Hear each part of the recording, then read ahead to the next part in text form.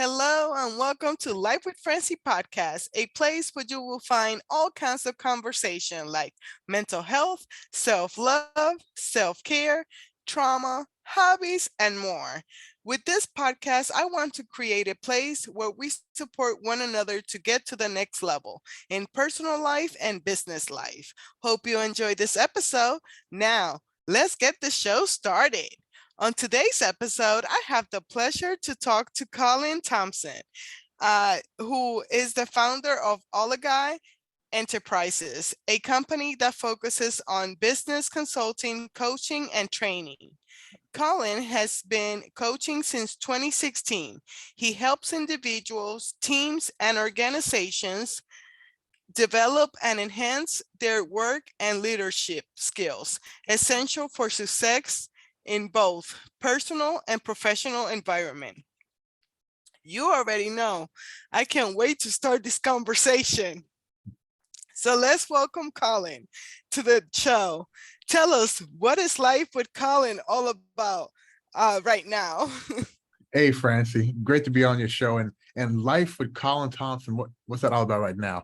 My wife would probably have a different answer than I have, but I think right now my life is really about helping, first of all, helping myself, helping individuals really be able to maintain a positive mindset. One thing I'm very happy about the last couple of years is, if you think about it, before 2020, people didn't really talk about mental health that much.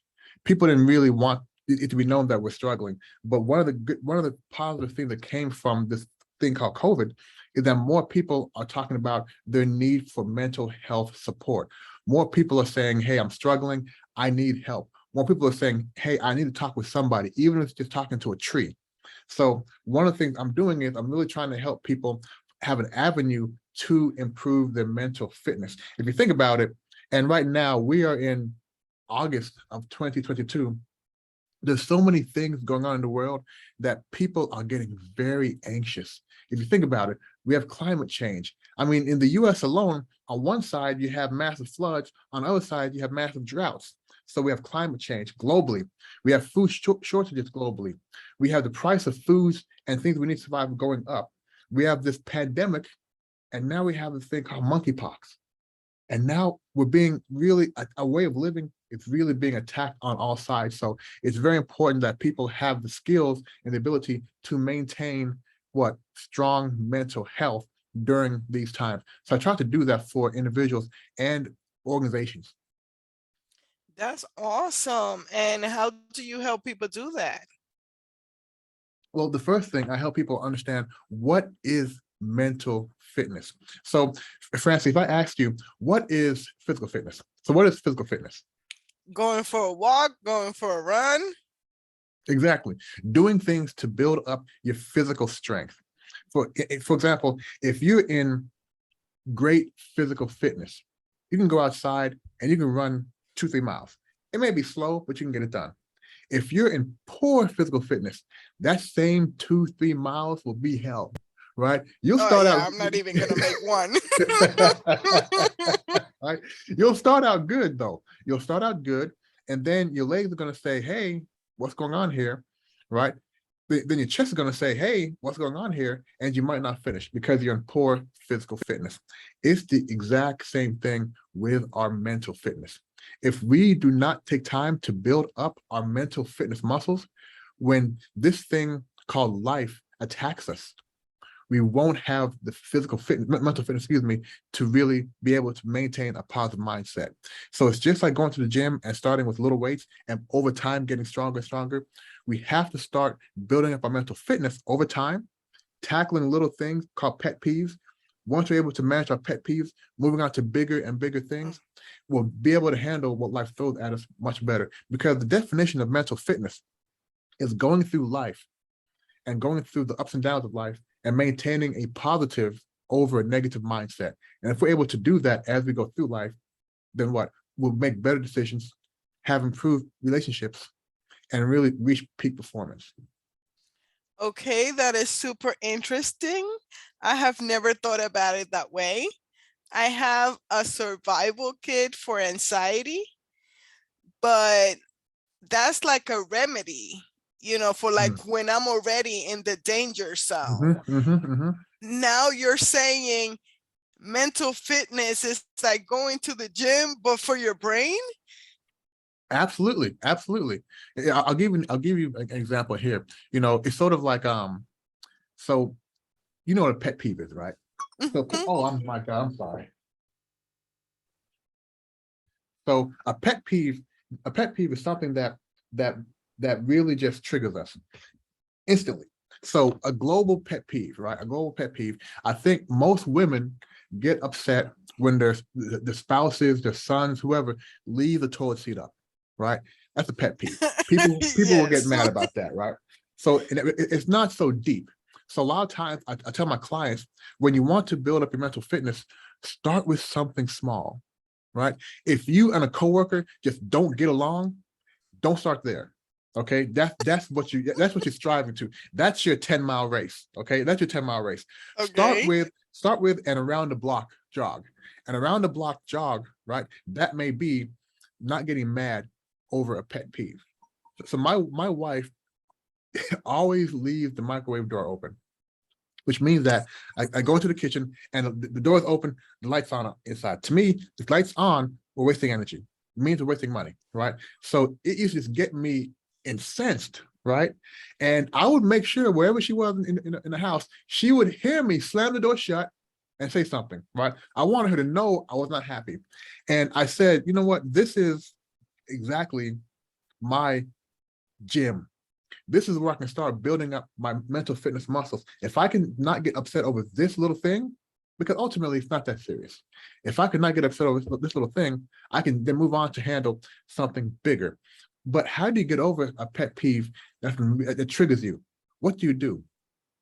Well, you have to first of all take the negative feelings out of it. So I said to myself, you know, when I leave the toilet seat up, or I put my wet towel on the bed, and my wife gets upset about it, or she used to get upset about it, I'm not doing it on purpose, right? I just forgot to put the toilet seat down, and to me, I put the wet towel on the bed, put some clothes on, I walked out the room. I'm not doing it on purpose. So I had to say, well, you know what? Perhaps my wife is not doing it on purpose either. Maybe she's just not thinking about it. So I said, let me take that out of it. And if she's just forgetting about it like I do, I can't get mad about it. So what I started doing, I started telling myself, once I turn the corner in my apartment and I go into the kitchen, no matter what I see, no matter what I see, I'm not going to get upset. And Francie, I'll tell you what I did. And this is it's funny now, right? Because I couldn't do it before. Yeah. Now when the door is open, I just close it. What? I just close it and walk Is away. that simple? It's that simple. And keep moving. And interestingly enough, I've noticed that she doesn't leave it open as often anymore. You know, so I was able to use this little pet peeve, right, to help me build those early mental fitness muscles. And then I moved on to another pet peeve, another pet peeve, another pet peeve, bigger, bigger, bigger, adding more weights, adding more weights. The challenge we have is we try to take on more than we can because we're not ready yet. Yeah, I can see that. I am loving, you can talk for forever because this is like brand new to me. And I have been on the mental health journey. For the first decade, it was about depression. And Mhm. then the past 6, 7 years, it has been about anxiety. Mm, So I had my first panic attack and I was like, oh no, this is not for yeah, me. It's not like anybody chooses it. But I was like, what is this? And how do I get better at controlling it? So I thought I had it down. And then this year was my year of peace and I'm on a roll. 4 day into the year, I have a panic attack. I was like, oh, really? This is my year of peace. This is how it's starting. right. But it's because, once again, I think about the process when I'm in it, but not like the little triggers that got me there. So if I can start working on them little by little, then when the big one comes, it's not going to be a full breakdown. And I'm loving what you're Yeah. saying. Yeah, and it's a good point, right? Sometimes it's hard to, it's like when you argue with somebody, right? It's hard to convince somebody when you're already arguing. You have to take a step back, wait till everybody's calmed down, and then share your points. As you mentioned, how do you? It's hard to calm down after you've been triggered. How do you avoid being triggered? So we'll talk about that. And let me just tell you that I am a certified positive intelligence coach. So I Okay. spent a lot of time understanding how really to help people understand what it takes to maintain a positive mindset, and more importantly, understand the saboteurs that are talking to you and keeping you in a negative mindset. So we have these things called Ooh, our I got like a saboteurs. million of them. There are a number of saboteurs. We have roughly 10 saboteurs, right? And Okay. the master saboteur is called the judge, right? And the judge is, we do that in three ways. We judge ourselves, we judge others, and we judge the environment. When we judge ourselves, we often say, you're not smart enough, or man, you messed up again, or you failed again, or you can't do this. The judge is always judging you and telling you can't do something, or you're not good enough. And that judge is on our shoulders every day, just talking in our ears. And the problem is, we believe that judge because the judge has been with us for such a long time. When we fail something, we may not just say, you know what, I failed and move on. That may stay with us for a while because the judge wants us to remember failing. But we also have other saboteurs. I should have asked you to take an assessment before this meeting, but we have. I'm going to start with one. There's one called the hypervigilant, and hypervigilant. These are this saboteur. It really takes people who are always nervous something bad's going to happen. I'm going to get sick. I'm going to go broke. They're always worried about what's going to happen in a negative way. So we want to help them understand that, a lot of these people end up being anxious because they're scared the other shoe is going to drop at any moment. One of the things we say is, first of all, be mindful, right? Be mindful when you're being triggered. And when you're being triggered, say to yourself, so Francie, when you feel yourself being triggered, say to yourself, oh, I'm being triggered again. Be mindful of it, right? If you're mindful, you're being triggered, and you focus on, and perhaps right now, you cannot stop yourself when you're being triggered, but just when you feel it, just say, okay, I feel it again, I'm being triggered. And after a while, you'll say to yourself, okay, I'm being triggered again. Let me take a different action now, as opposed to letting that trigger lead you down that path of anxiety. It takes time, but the first thing to do is being mindful that you're being triggered. We call it the saboteur interceptor, right? Meaning you're intercepting the saboteur's power. But day one, you can't do that because your muscles aren't there yet. The first step is just to be very, very mindful of when you're being triggered. Because if you're mindful of when you're being triggered, you then also know what is triggering you. And you can start working on not letting that particular trigger you. Does that make sense? Oh yeah, no, I know. It's easier said than done, but I Yep, have yep. been on this process for 6 or 7 years, but I just want to make sure for the people that are just starting or starting to be self-aware that this is like a long process that's the first step, self-awareness, and then put the work into it. But yeah, no, and another thing I was going to mention, for me, mine comes out as anger. So it doesn't matter what it is, sadness, even happiness sometimes makes me angry. So since it's anger, I just do like I go into it, and then later on it's like, oh no, I was triggered, and then I try to find in the back of my head like what was the situation that caused me to be triggered in that situation, more than the feeling of anger and just giving in into being triggered and being anxious and things like that. So let's do a little exercise, if that's okay with you. Oh, I love Right? that. Okay. So think of a situation in your past that triggered you, and one that you're okay talking about, on podcast. Think of a scenario in the past that triggered you. Yeah. I mean, so many ones. I'm trying to think one that is PG that I can share. Yeah, yeah, yeah. Pick one that's personal, right? Not too Oh, personal. man, I had a funny one too. I mean, all of mine are funny because um oh, I kind of lost you. Oh, there you go. Are you there?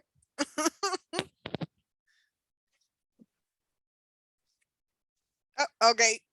Okay, you're You back. was frozen for a minute. Yeah, yeah, we're back now. um oh my goodness. Okay, I don't know what was the situation, but what I'm learning is the communication, that instead of saying I feel this way, I just go straight into the feeling. Okay, okay. So do you have a story you want to share? Literally a scenario. For example, somebody cut you off in traffic or something, right? Do you have a story that you can share, open to sharing with the audience when you were triggered? Whether triggered to anger, triggered to rage, triggered to sadness. Okay, well, the last breakdown was over being on a podcast telling my story. And I was like breakdown. I had not been like that where I'm on the floor crying and thinking that I'm gonna die. But I was telling myself that I was okay. Because the thing is that with my family in Puerto Rico, like some of them act like if they cry, they're gonna die. So like actually after I stopped crying, I was like, oh, look at that. I even feel better. But just talking about my past Right. was a trigger. So I was in the danger zone right before the interview. Okay. So first of all, thanks for sharing that. Sharing that. So here's the question, right? That situation, if you could go back in time, how would you want to handle that? How would you handle that without being triggered? Giving myself grace because I was ignoring how big that moment was. So that's why all the emotions came in, because I was like, oh no, it's no big deal. It's no big deal. But it was a big deal. So like giving myself grace before the breakdown. Right, right. And I'm gonna take your word grace. I'm going to add a word to it also. Empathy, self-empathy. Yeah. And a lot of people focus on having empathy for other people and don't have empathy for themselves. So how much empathy do you have for yourself? Oh my gosh, none. I just started working on grace. I never thought about empathy. Now I want to cry for myself.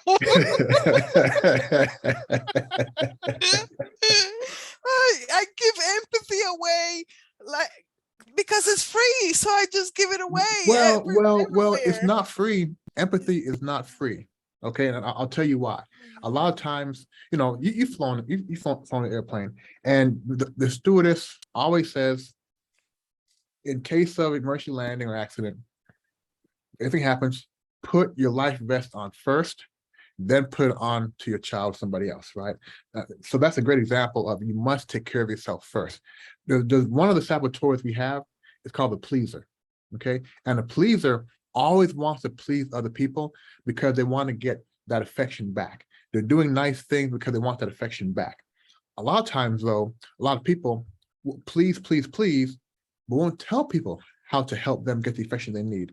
So people who empathize a lot for other people, give a lot of empathy, sometimes they're not getting it themselves. They don't have empathy for themselves. So they're giving away their tenderness, their feelings, they're giving it away and not saving any for themselves. So they feel empty. They feel like nobody is really there for them. So you can't really give all your empathy out. You must have empathy for yourself first, right? Once you have empathy for yourself, it helps you have empathy for other people and other environments. Oh my gosh, I wish the listeners could see my face right now because like you are like blowing my mind right now. I don't know why I never thought about giving myself empathy, but I mean, in my defense, I just started loving myself a year ago. So it's Right, a right, work in right, progress. right, right. Well, first of all, it's glad to hear that you do love yourself. Okay, first of all, I'm glad to hear that. And let me give you an exercise that you can do on your own that may help you develop that empathy for yourself. So later today or tomorrow, try to find a picture of yourself when you were a baby, a toddler. I would say below the age of 10, right? Find a picture of yourself and really look at it and ask yourself, this young, innocent, naive, person, right? What can I say to them to help them go through what I'm going through now? For example, if you're going through a challenging time now and you were that young, innocent, naive person, what would you say to them to help them get through that situation? Oh, And I write letters to my 9-year-old self. She's usually mm, the one that throw the most tantrums, but she had to become a grown up at 9 years old. So mhm. I have to give her some grace.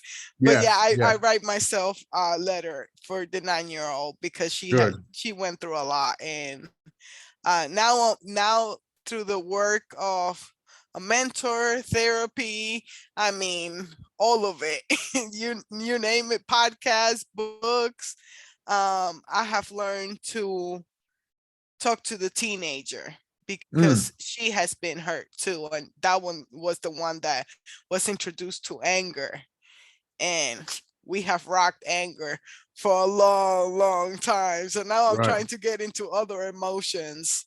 Right, right, and it's very good because you have these avatars of yourself as a young age, 9-year-old, and then as a teenager, and what you say to them to sort of, as you mentioned, you have to grow up at 9 years old, and then anger was introduced later. What you say to them to let that 9-year-old know you don't have to be a grown up anymore, right? And your teenager know you don't have to have anger, right? So now this is great because you can build up your mental fitness muscles by communicating with your younger, wiser, your younger self. That seriously, I am so glad that you reach out to me for this interview. This is amazing.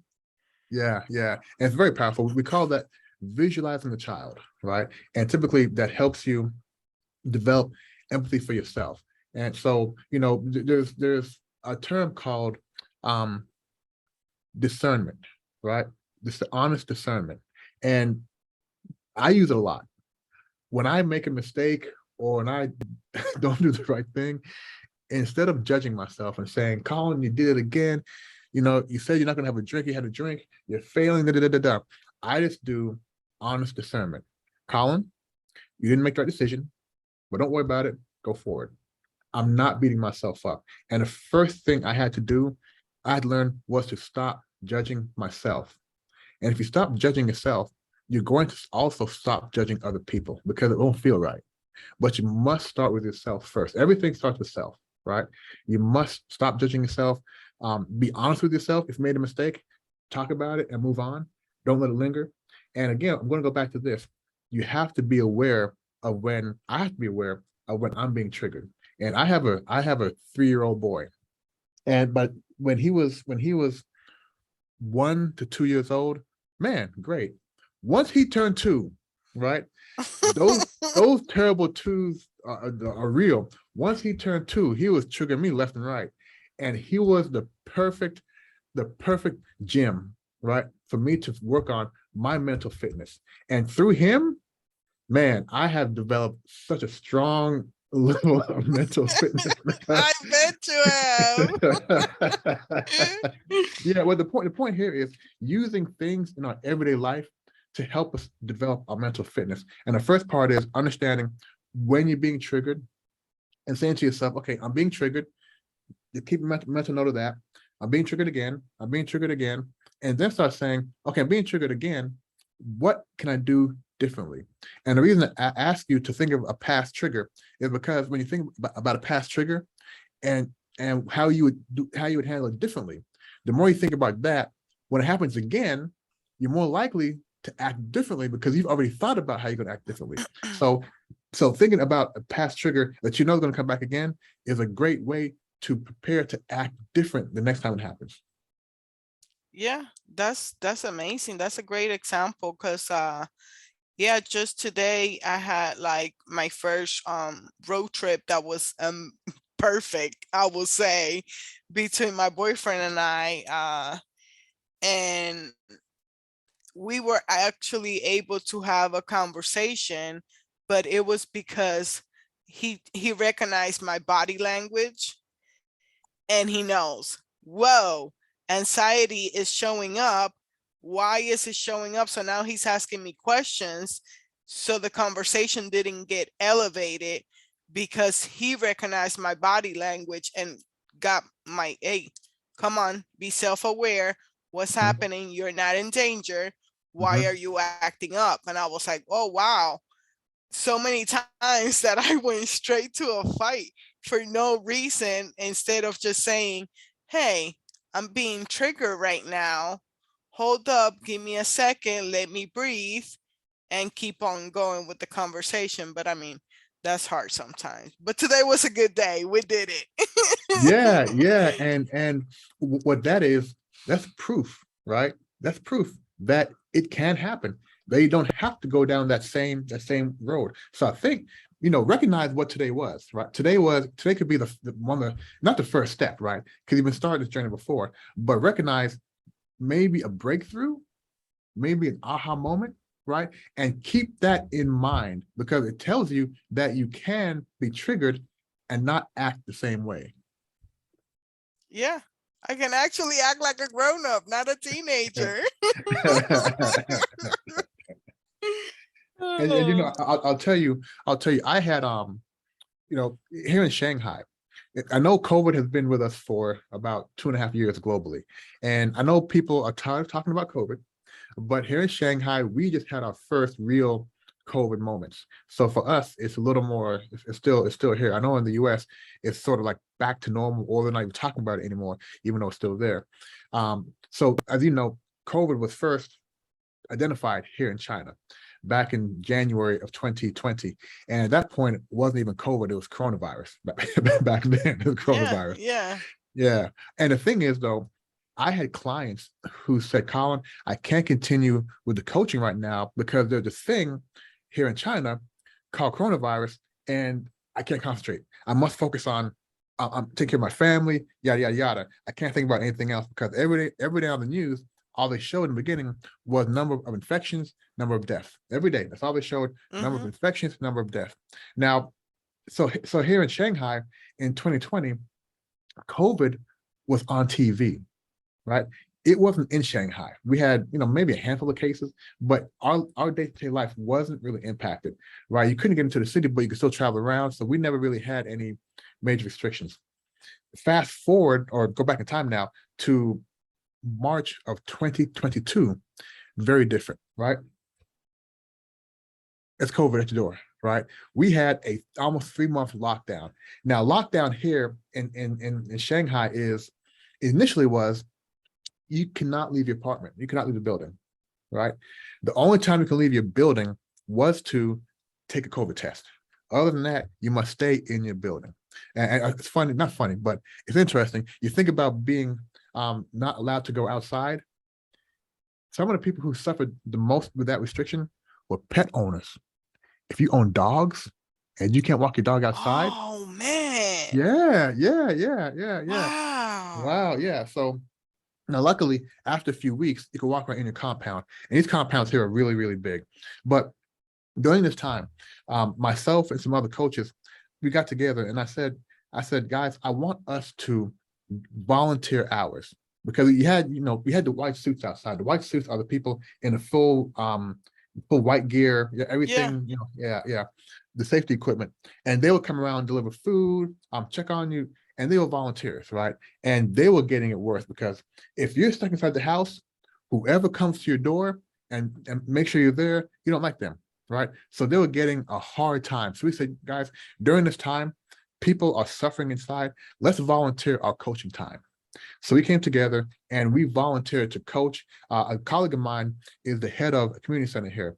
So we're able to promote, we call it COVID coaching, right? Mm-hmm. And we coached over 150 people during those 3 months. And it was tremendous. For me, it was tremendous because I was so busy coaching, I had no time to let the restrictions take me to a negative mindset. I told my wife Yeah. day one, I said, honey, throughout the entire lockdown, I'm going to stay positive. I'm not going to have one bad or frustrating day. And that was important because if I maintain my positive mindset, the environment in my house is good. So she suffered a little bit. We have three at the time, a 5 month old girl, daughter, right? Ooh, So she yeah. she had and a 2.5 year old boy. So she was having a hard time, just managing them. But as far as myself, it was great to really help people going through. Oh, technical difficulties. It's okay. He's in China and I'm in Kansas. Oh. Uh-oh. We're using Zoom too, so. Okay, Oh, okay, there you go. there we go, there we You're go. back. Yeah, I'm used to Zoom having hiccups. Yeah, Yeah, it's fine. yeah. What's the last thing you heard me say? Your wife struggling through Okay, being home. right. Being locked inside the house.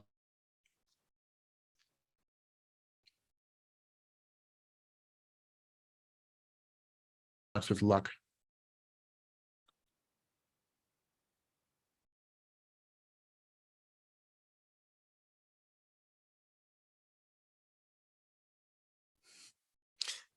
You're Okay, back. okay. Yeah. So let's see if it freezes again before I go into. Yeah. I will edit this out. It's fine. Yeah. Okay, I think we're fine. So during this time, we were able to coach over 150 people that were going through different levels of difficulties during the lockdown. And it was for us coaches, it was tremendous because we felt like we were really doing our part to give back, to help people. Of course, it's all volunteer hours. We didn't charge any time for this. And as an individual, it was great for me because I was being exposed to so many people who had so many different needs as far as coaching and support. And it really helped me to, one, build up my abilities as a coach because for example, one client was concerned about getting food, right? During this time, because it's a lockdown, you can't go to the store. You have to get deliveries. And what happened was an entire building would order food together because you can only do group buying, no individual buying. Well, this person didn't speak Chinese, and everybody in the building is Chinese. So how did she get food? So helping her, she was very anxious she was going to starve to death, but helping her talk her through, the fact that you're going to find food, right? And what can you do to find the food? So that's one person who's worried about getting food. Another person, a gentleman, felt that he's in the house with his children, and he could feel himself is getting more irritated about the situation, and he's taking it out on the kids, and it's not the kids' fault, right? And one person just is scared of getting COVID. So all these different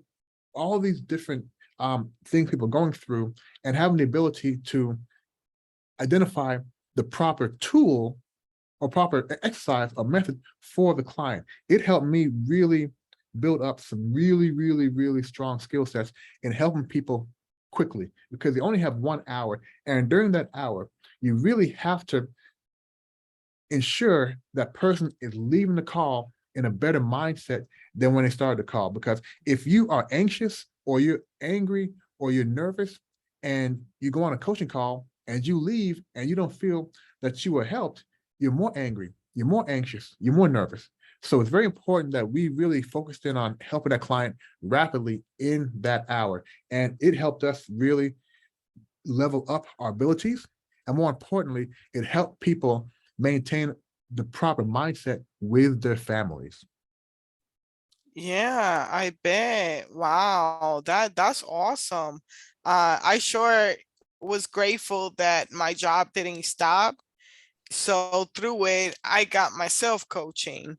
Mm, So I was able to work through some stuff while the world was like going crazy. I was like focusing on myself because of that, because my family is the type like that anything happens and the whole family is like going crazy. And I was just like, turn off the TV. yeah, that was my solution. Like, just turn it off, because right now there's a lot going on and you need to focus on what's happening at your house and making sure that you and your family are healthy. Like right now through the season, this is the only thing that matters. But once you're getting through social media, the news, TV, Twitter, oh my gosh, so many resources of information coming in, nobody can process that. Well, I mean, you you are spot on. And I think turning on the TV, turning off the TV, people don't understand how powerful that is. And I would add that don't just turn off your TV, turn off your social media, turn off your phone. As you mentioned, there are so many different avenues of negative information. There are ways to talk about a car accident where somebody died in not such a, if you look at headlines, headlines are made to entice you. And there are ways to share not so good news in a manner that it doesn't mess with your mental health. But again, we want clicks. We want this, we want that. So headlines now are made to try to entice us. I can go on and on about the addiction, how softwares and apps and phones are made to addict us, and they're doing a great job of that, by the way. So that's one part. I think that we also have to be mindful that, how would I say this? That there are so many reminders of negativity. What is a reminder of positivity? So if you think about, okay, so through your day, Francie, what do you do? What do you do to? I knew that What? was coming. I'm sorry. I am a mail lady. I work for the post office and I'm working 13 hours a day, 6 days a Wow! week. So Wow! yeah, there's a lot Wow! of negativity in that Yeah, 13 hours. yeah. And my sister also works for the post office. Yeah, it's not for the weak. Yeah, yeah, and she just mentioned how stressful that job is. So I understand that. But what I'd like you to do is think of how to present this. I had a mind fart. So edit this part out. I had a No, mind fart. you're fine. You're fine. Oh, this is awesome. I lost my train of thought because you mentioned a moment ago you were saying No, yeah, that, it was me with the postal thing, but you right? was going on about the day, pretty much habits, you Yeah, know, yeah. But prior how to that, you you were talking spend the about, day. right. You were talking about the message of your family and okay, that's gone. That's gone. That's gone. So okay, let me get it back. Let me get it back. Okay, so okay, so 3, 2, 1. So Francie, I'll ask you, what is your pull out positive, right? Meaning, if you're in a not so positive mindset, where do you go to sort of get back to not being negative? What's your go-to activity? Oh, my playlist on Spotify. I have a warrior Yeah, playlist. yeah, yeah, Yeah, yeah. And that's is like that Jesus take the wheel, like literally, because I need some okay? Jesus Okay, music right now. good. And it's very important that we all have a positive trigger, right? We know what Okay. triggers us to go negative. What triggers us to go positive? We all need to have positive triggers. What? Oh, sorry, I just never thought of it that way. What? Po- Yeah, positive yeah, trigger to positive? Wow. Okay. Yeah. Let's go more into that. yeah. And these triggers can be, can be a variety of different things. I'll tell you one. My little 3-year-old, I'm sorry, my little, now she's 10 months old, right? My 10-month-old daughter, she's my trigger. When I see her, because she's just so small and so innocent, and just on her knees trying to get into everything. When I see her, I just smile. She is a positive trigger for me, right? I can say that on Monday mornings here in Shanghai, well, on Monday nights, I watch the NFL recaps during the football season. No matter what, it makes me smile. So I always have things that I can go to make me smile or untrigger me, if I would trigger negatively, to bring me back to a positive mindset. So it's important to have these different things. And when I work with clients, we sit down, and this may take us a few sessions to identify what are your positive triggers. Because understand, when you're triggered, it's a change of mindset. And just because your mindset is changing on a negative doesn't mean your mindset can't change on a positive also. So make a note, Francie, identify what are your positive triggers. Yeah, diamond painting is putting little beads in a canva, and it's my hobby, and that's definitely happy times. Mm. I have to be calm, Mm-hmm. in the right mindset. I even say I do yoga, meditation, and everything before I do diamond painting, because it's like color by number, Right. but with little beads. And if you're like thinking about A, but you're doing Z, then you're gonna mess up the colors. So Yeah. that's like a positive trigger that I'm even intentional of Yeah. doing it. Yeah. And give me 1 second, because my the vacuum cleaner's on. I got to tell him to turn the vacuum cleaner off. Yeah, One moment. no, go ahead, do your thing. Oh, I'm having so much fun.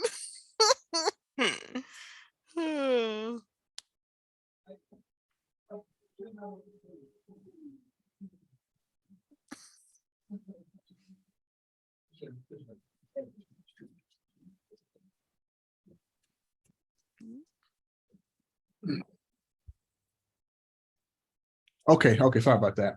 So No, you're one fine. thing, okay, so 3, 2, 1. So I think that's great. And doing activities that you like definitely will help you maintain a positive mindset and building up a mental fitness muscles, right? So I want to challenge you to also find a positive trigger that you can utilize wherever you are. Say you're driving down the street, say walking down the street, right? And this may take time to do that, because you want to always be able to pull one out when needed, right? Yeah, I When have been needed. told that the feeling that I get from diamond painting, I need to bring it elsewhere with me, but I always leave it at home. Yeah, yeah. Put it in your pocket, right? Yeah, I need to put it in my pocket. Put it in your pocket. Put it in your pocket. Because we never know when we're going to get triggered. And I can tell you, it's interesting, because once you start developing your mental fitness muscles, you get stronger and stronger and stronger. And then when you're faced with scenarios that previously triggered you, and you forget it, you forget that previously triggered you, that's when you're proud of yourself, and that helps you recognize, you know what, let me now start to take on more weight, right? And you move on to something that's bigger. I'll tell you, when I used to have to go through Russia here in Shanghai, we have 20 million.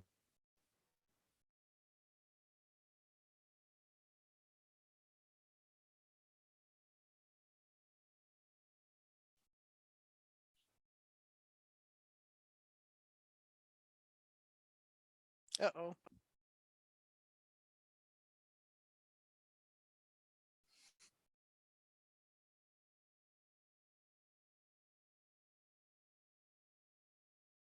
There you go. Okay, here we 20 go. Here we go. million. Yeah, okay. So in Shanghai, we have 26 million people. So rush hour here is hell.